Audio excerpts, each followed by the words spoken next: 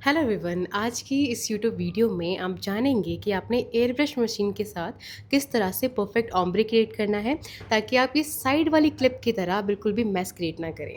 सबसे पहले हम देखते हैं कि आपको कौन कौन से टूल्स और मटेरियल्स चाहिए। एयर ब्रश से ऑम्ब्रे या ग्रेडियंट इफेक्ट दिखाने के लिए आपको 3 चीज़ें चाहिए होती हैं। सबसे पहले एयर ब्रश मशीन, जो कि आपको मार्केट में इस तरह से मिल जाता है और आप बहुत ही ईज़िली इसको असेंबल कर सकते हैं।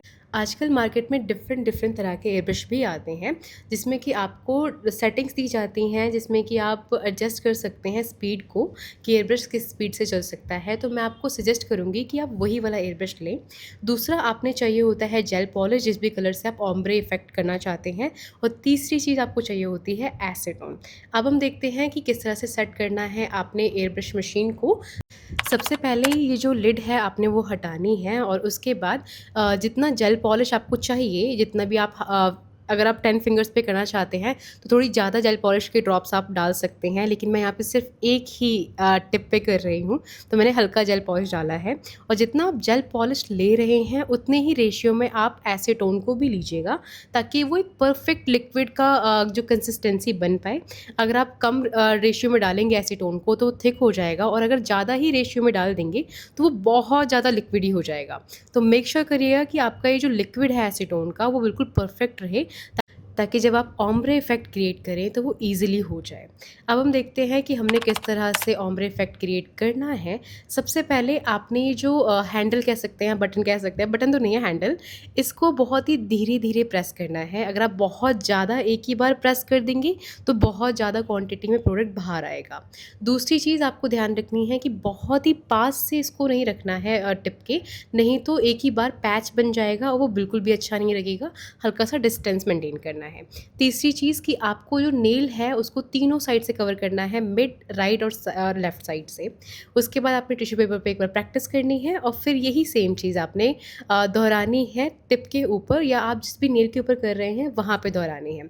आप देख सकते हैं कि हमने जो हैंडल है वो बहुत हल्का हल्का प्रेस किया है और अपने एयर ब्रश गन को हल्का दूर रखा है नेल से, और तीनों तरफ से हम इसको कवर कर रहे हैं।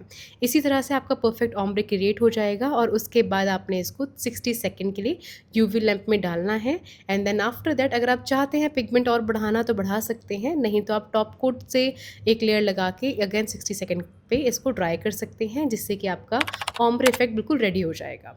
अब हम देखते हैं कि हमें किस तरह से इसको क्लीन करना है मशीन को। सबसे पहले जितना भी प्रोडक्ट अंदर है आप उसको निकालेंगे और वाइप की हेल्प से जो ये अंदर वाला पार्ट है उसको आप क्लीन करेंगे।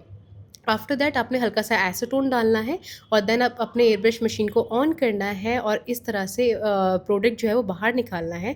देन नोज़ल के ऊपर टिश्यू पेपर को रखना है और बबल्स बनाने हैं। ये चीज़ आपको 3 से 4 बार करनी है, और उसके बाद सारा लिक्विड बाहर निकाल के आपने इसको अच्छे से क्लीन कर देना है वाइप की हेल्प से।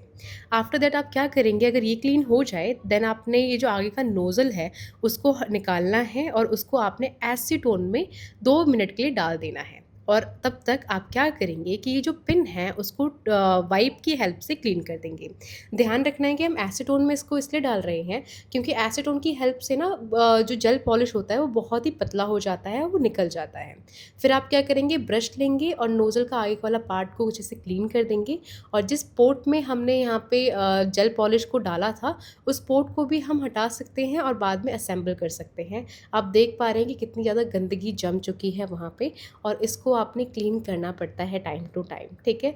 जैसे ये सारी चीज़ें क्लीन हो जाए वापस से हम असेंबल कर देंगे सभी चीज़ों को, ताकि वो जो चीज़ें हैं वो यहाँ से वहाँ ना हो जाए। क्योंकि शुरू में जब मैंने इसको क्लीन करना स्टार्ट किया था, जब मैं स्टार्टिंग में बस एयर ब्रश आया था, तो मैंने उस टाइम पे ना इसको निकाल तो दिया था लेकिन असेंबल सही से नहीं कर पाई थी।